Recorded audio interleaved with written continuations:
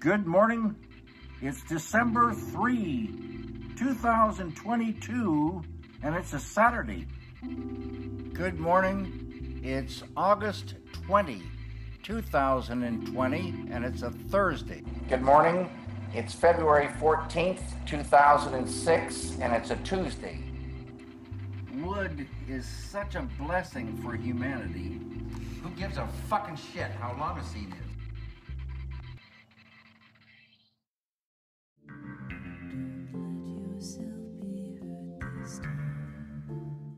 The spring of 1990 saw the premiere of one of the greatest achievements in the history of television. Though it has been more than 30 years since Mark Frost and David Lynch introduced us to the town of Twin Peaks, Washington, no show has been able to replicate its unique fusion of surrealism, camp, horror, and melodrama. A kiddly-divey too, wouldn't you? Oh, there's dotes and little lambsy-divey. A kiddly-divey too, wouldn't you? Despite this, the influence of Twin Peaks lives and breathes in drama, animation, music, and even video games. While I could talk endlessly about the eccentric ensemble cast, uncanny cinematography, and damn fine coffee, today we'll be examining what I consider to be the most influential TV soundtrack of all time. American composer Angelo Badalamenti's first collaboration with director David Lynch would be for the 1986 film Blue Velvet.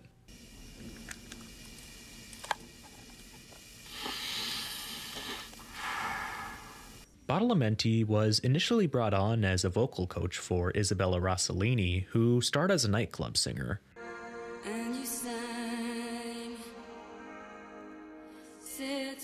Lynch originally wanted to employ this mortal Coil's cover of Song of the Siren for a scene in the film, but the rights to the song were too expensive. Robin Guthrie would recall in an interview that Lynch even wanted him and Elizabeth Fraser to make a cameo performing the song, and expressed his regret that this never came to fruition. Though I'm a fan of both Cocteau Twins and Blue Velvet, the fact that this idea fell through actually turned out to be a blessing in disguise.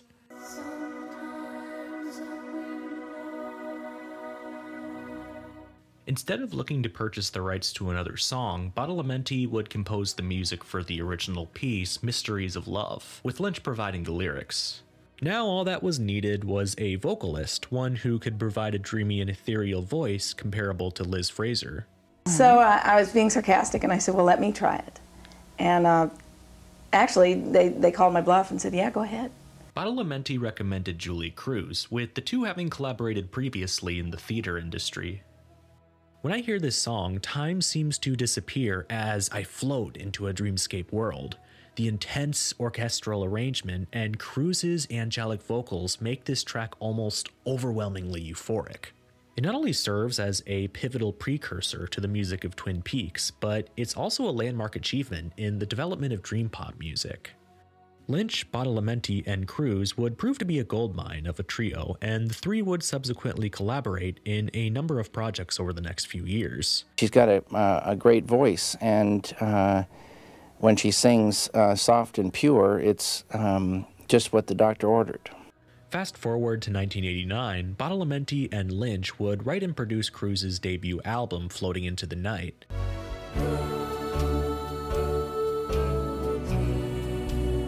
Featuring the aforementioned Mysteries of Love, Floating into the Night uniquely fuses dream pop with dark jazz. There's so much more to be said about this album, but that's another video for another day. It's also worth mentioning that the three collaborated for Lynch's experimental concert performance called Industrial Symphony No. 1, The Dream of the Broken-Hearted.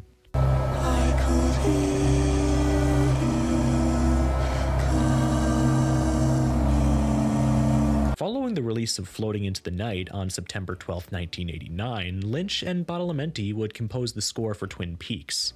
Now, let's take a minute to consider what makes a memorable TV score. I think an effective TV score enhances the aesthetics conveyed in a particular scene.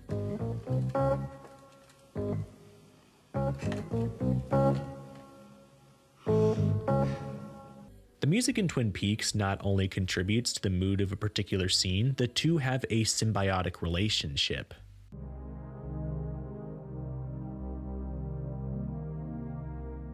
According to an article written by Dorian Lynskey of The Guardian, Lynch would verbalize different scenarios and visualizations as Badalamenti would play his Fender Rhodes keyboard.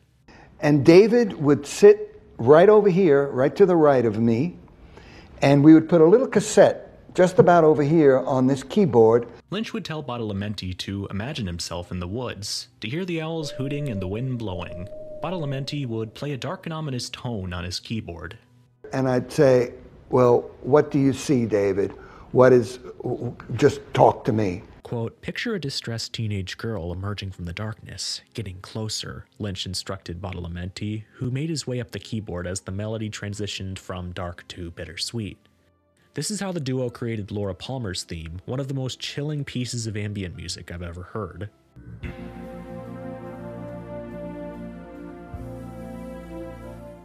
The theme of Twin Peaks is an instrumental version of Cruise's track Falling, and it serves as a foggy gateway into the dreamy town.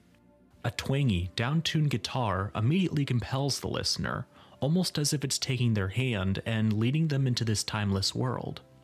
The atmospheric synths begin to drift in as we see images of misty mountains, waterfalls, and Douglas firs. It's so simple, yet effective and beautifully captivating, and it showcases the degree to which Lynch's vision and Badalamenti's music are intertwined. Okay, Angelo, would you like to have a cup of coffee? David, I would just so much like to have a good cup of coffee. What Badalamenti does is he colors the world in a sense, oftentimes subtly, with musical motifs which match the particular situation. As Special Agent Dale Cooper makes his entrance into Twin Peaks, we hear a snapping, cool jazz number. Diane, 11:30 a.m., February 24th. Entering the town of Twin Peaks. What about a fish in the percolator? We hear a distant foghorn. You'd never guess. There was a fish in the percolator. With the music and the scene so closely in conjunction with one another, it's impossible to separate the two. One cannot picture the awkward scene where Gordon Cole meets Shelley Johnson without hearing the sensual, smooth saxophone in the background. Hello! I was wondering if I might trouble you for a cup of strong black coffee. By the same token, one cannot hear the playful lounge track Dance of the Dream Man without seeing the man from another place swaying in the Red Room.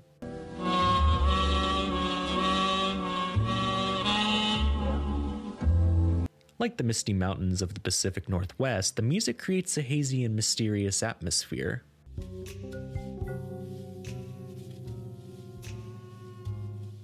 The Twin Peaks soundtrack is also unique in how Lynch and Badalamenti blur the line between diegetic and non-diegetic music. For instance, there's a scene with Audrey Horne and Donna Hayward in the Double R Diner when the song Audrey's Dance begins to play. We as a viewer assume the music is separate from the fictional Twin Peaks world. Audrey then says to Donna, "God, I love this music. Isn't it too dreamy?" and begins her mesmerizing iconic dance. The track itself is one of the jazzier numbers with its walking bass line, rhythmic snapping, and dissonant chord. This G, C, F sharp chord has subsequently been referred to as Audrey's chord by some musicians. A lot of the music in Twin Peaks, there are many elements, you know, a lot of dissonant things and harmonies that rub up against each other. And so far, all of the Twin Peaks tracks I've talked about are instrumentals, but Julee Cruise would lend her vocals to several songs throughout the show. She had a recurring role as a Roadhouse vocalist performing songs from her album.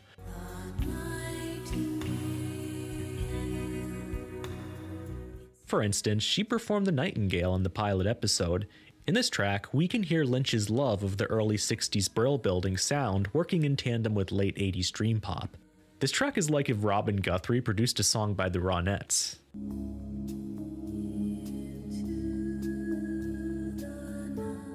Cruise's track Into the Night is heard in the 5th episode. Her sweet, almost naive-sounding vocals are juxtaposed with Badalamenti's dark and ominous string instrumentation. I don't know if it's a bass or cello, but his string interlude in this track is equally sinister.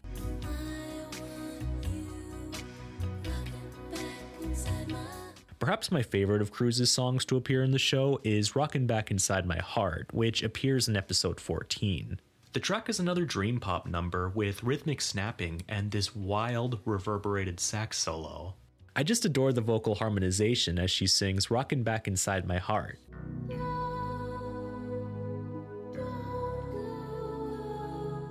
And who can forget her beautifully melancholic performance in the second and third season with "The World Spins." I won't give any spoilers regarding the context in which this song plays, but it's one of the most poignant moments in the show. In a very short amount of time, he's playing the thing that's marrying to the ideas. Badalamenti's score has been distributed through several different physical and digital albums. Perhaps the most well-known of said albums is Soundtrack from Twin Peaks, released in September of 1990.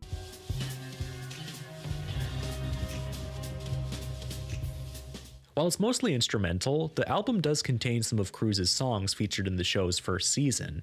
The album's track Twin Peaks theme would win a Grammy for Best Pop Instrumental Performance. 1992 would see the release of the Twin Peaks Fire Walk With Me soundtrack.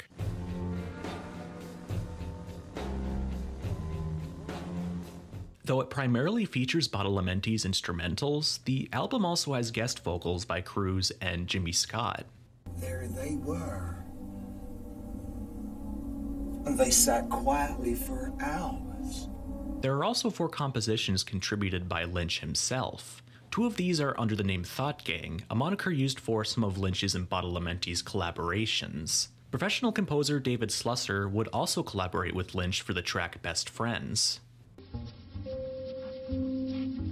She's my mother's sister's girl. One of the highlights off this record is The Pink Room, which is such a heavy, sinister track.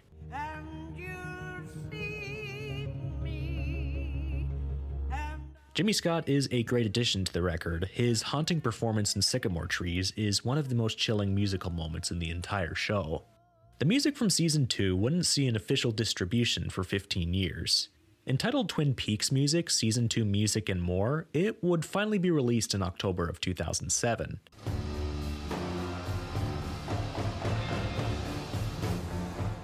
Like previous releases, the album is mostly instrumentals. All tracks are credited to Badalamenti, with the exception being Blue Frank, which is credited to Lynch.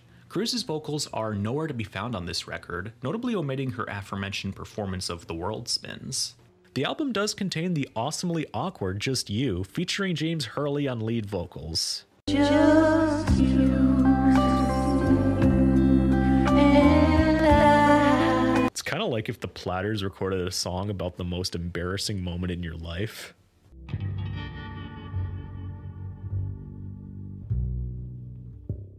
The string instruments in Dark Mood Woods, The Red Room, have a certain eerie echo which gives the feeling like you're deep in the forest in the dead of night.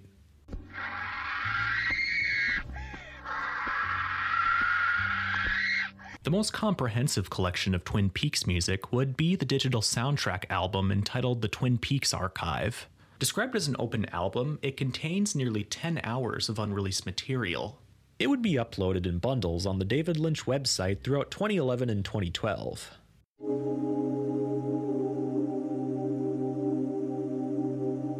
For instance, the Laura Palmer's theme bundle contains a whopping 15 versions of the track.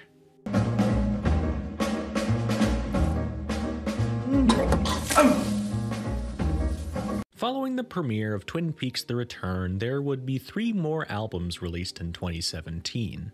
Anthology Resource Volume 1 features the dark and droning diegetic sounds produced by Dean Hurley.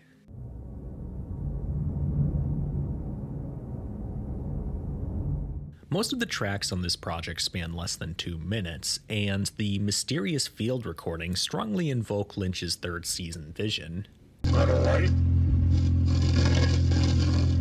Not alright. Twin Peaks music from the limited event series primarily contains tracks that were performed by well-established artists in the fictional Roadhouse.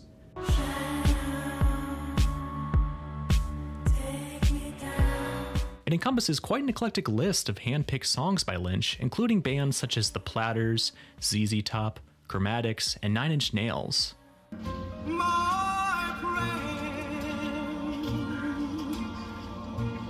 In particular, Chromatics' whispery performance of Shadow is a highlight. And finally, we have Twin Peaks Limited Event Series original soundtrack, which contains Badalamenti's scoring to the 3rd season.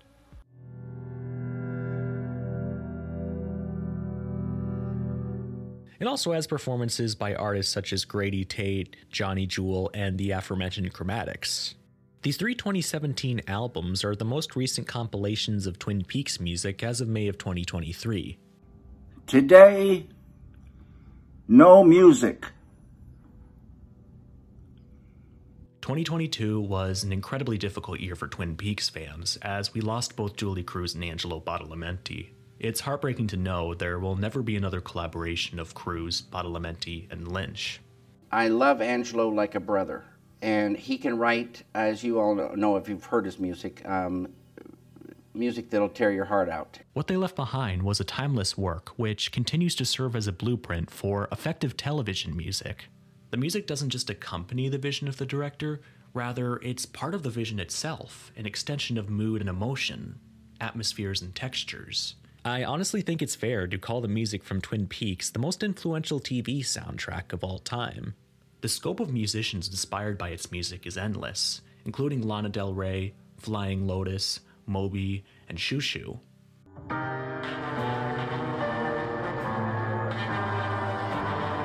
The latter would even record a tribute album in 2016 covering the music of Twin Peaks, and it's an excellent listen. Even Drake has sampled Laura Palmer's theme in his More Life mixtape.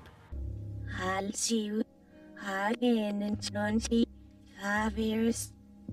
I am forever grateful for the gift to humanity that is the music from Twin Peaks, and I hope it has been as equally impactful for you.